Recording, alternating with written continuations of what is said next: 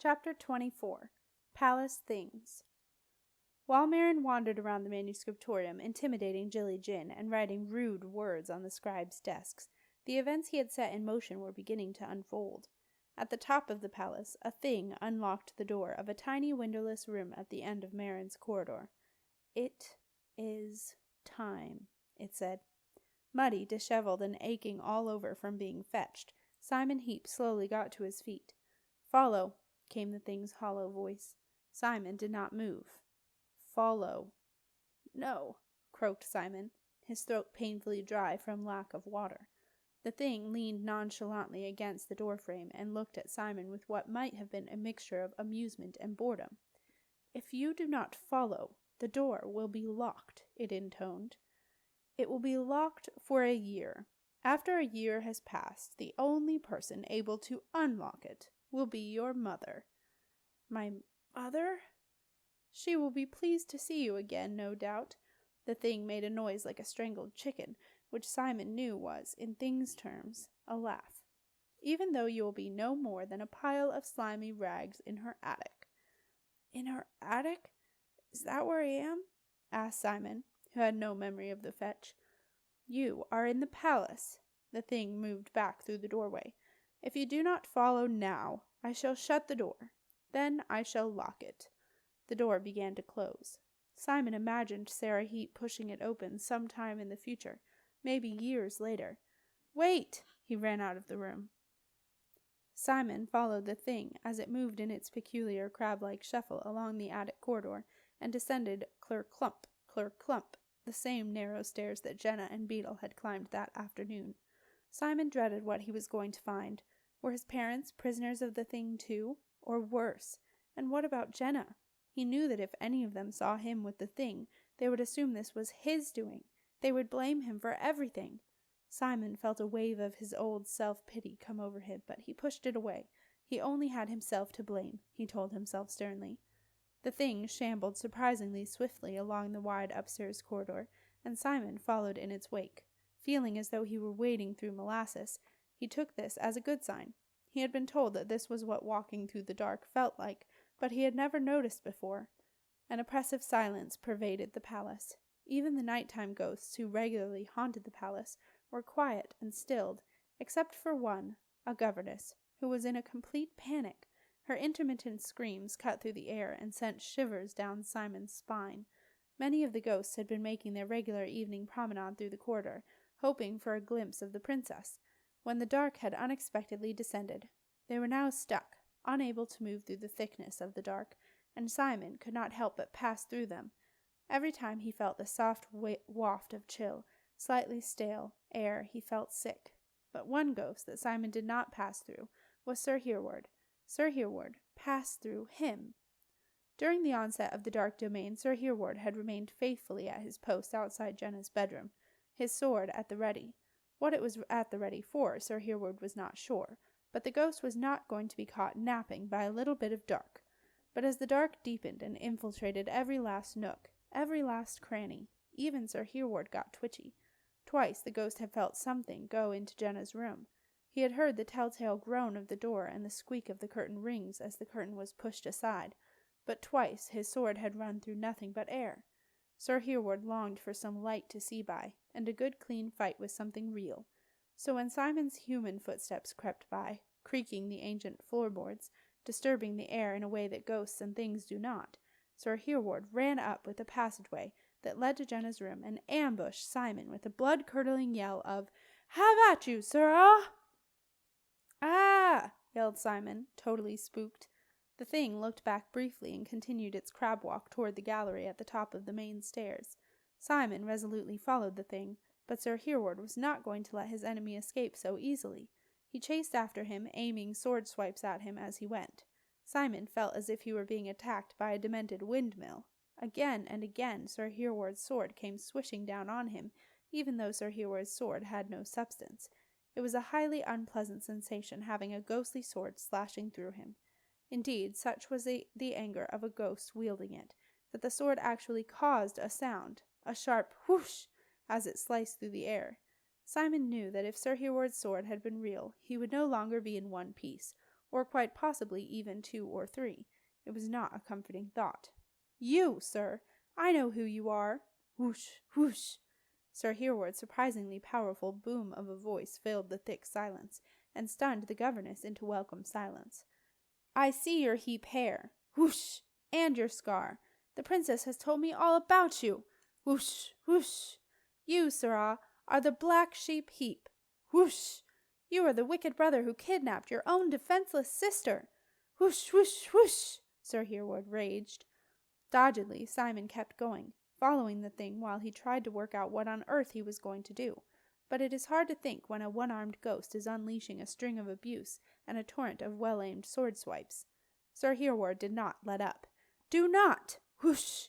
Think you can escape justice, you cur! I will have revenge! Whoosh! Whoosh! How could you treat a young princess in such a whoosh dastardly fashion?" Simon thought it best to ignore the ghost and keep going, but this only seemed to anger Sir Hereward more. "Sirrah! You run like the coward you surely are! Whoosh! Stand and fight like a man! Whoosh! Whoosh! Whoosh!" Suddenly Simon had had enough. He stopped and turned to face his tormentor.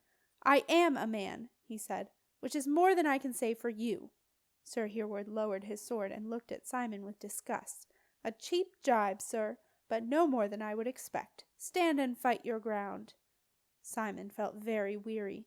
He spread out his hands to show he had no weapon. "Look, sir, whatever your name is, I do not want a fight. Not right now. There's quite enough going on here without that, don't you think?" "Ha!" scoffed Sir Hereward. "And I am truly sorry about Jenna, Princess Jenna. I did a terrible thing, and I would do anything to undo it, but I cannot. I have written to ask her to forgive me, and I hope one day she will. I can do no more than that." "Silence!" the thing commanded. Sir Hereward peered into the dark and saw the faint shadow of the thing, but the thing did not see or hear the ghost. Sir Hereward had chosen only to appear to Simon. He was far too experienced to risk appearing to anything dark. "You scum Heap," said Sir Hereward, waving his sword around once more. "You have brought dark things into the palace." Simon felt exasperated. Why did people, and even ghosts, always think the worst of him? "Look, you silly old fool," he snapped. "Will you just get this into your head? I hate this dark stuff." The thing, a paranoid entity at the best of times, took this badly. "Silence!" it shrieked. Sir Hereward took it no better. "How dare you insult me, you blackguard?" Simon was reckless now. He turned on Sir Hereward. "I'll insult you if I choose, you stupid— Ah!" The thing's hands were suddenly gripping Simon's neck, pushing his windpipe back toward his spine. "You mock me at your peril," hissed the thing. "Ah!" Simon was choking. The smell of decay filled his nostrils, and the thing's long, filthy fingernails cut into his skin. Shocked, Sir Hereward lowered his sword. "When I tell you to be silent, you will be silent," Sir Hereward heard the bullying thing hiss to his victim. "If you will not be silent when I command it, I shall ensure that you will be silent forever. Understand?" Simon just about managed to nod his head. The thing let go. Simon reeled back and fell, retching, onto the carpet. "Oh dear," muttered Sir Hereward. The thing stood over Simon. "Get up. Follow," it ordered. Sir Hereward watched Simon drag himself to his feet, and clasping his bruised neck, stagger after the thing like a naughty puppy. The ghost began to think that perhaps things were not quite what he had taken them for, and quite possibly that Simon Heap was not what he had taken him for either. Determined to find out what was going on, Sir Hereward set off after Simon. Taking advantage of the fact that the thing could not hear him, the ghost said, "Look here, Heap, I want some answers." Simon looked at the ghost in despair. Why wouldn't he go away? Didn't he see he had enough trouble right then? "Now, this is just between you and me, Heap." He caught Simon's anxious glance at the thing. "Don't worry, I do not appear to things. It can't hear me." Simon looked at the ghost and saw a brief conspiratorial smile. A small ray of hope flitted across his mind. "Heap, I want to get some facts straight. I do not want any lies. Just nod or shake your head. Got that?" Easier said than done, thought Simon. He felt as if his head might fall off. Cautiously he nodded. The motley procession of the stooping, ragged thing, followed by the battered young man in his muddy, torn robes, and the one-armed ghost, moved slowly along the corridor. The ghost began his questions. "Did you come to the palace of your own free will?" Simon shook his head, very carefully. "Do you know why you are here?" A slow shake. "Do you know where the princess is?" Yet another slow shake. "We must find her, and to find her we must rid the palace of this infestation." Sir Hereward sounded disgusted. "Do you agree, Heap?" With some relief, Simon nodded. It was less painful than shaking his head. "And are you willing to help me get rid of these things?" Simon nodded too vehemently, and a groan escaped him. The thing swung around. The procession stopped, and Simon's heart raced. He put his hands up to his bruised throat, as though trying to ease his neck. The thing glared at Simon, then turned and continued its crab shuffle into the galleried landing. "We need a plan of action," said Sir Hereward, getting into campaign mode. "First, we need to—" Simon did not hear any of Sir Hereward's plans. The thing, tired of Simon lagging behind, was waiting for him. As Simon drew level, it grabbed hold of his torn robes, dragged him around the gallery, and pushed him down the stairs. Simon half ran, half fell down to the entrance hall below, where a crowd of 24 things waited for him. Sir Hereward ventured cautiously down the stairs. From his vantage point, he saw Simon's painful progress across the hall, pinched and punched as he was pushed and prodded toward the palace doors. The ghost reached the foot of the stairs, and with some trepidation, he stepped into the crowd of things. It was not a good experience.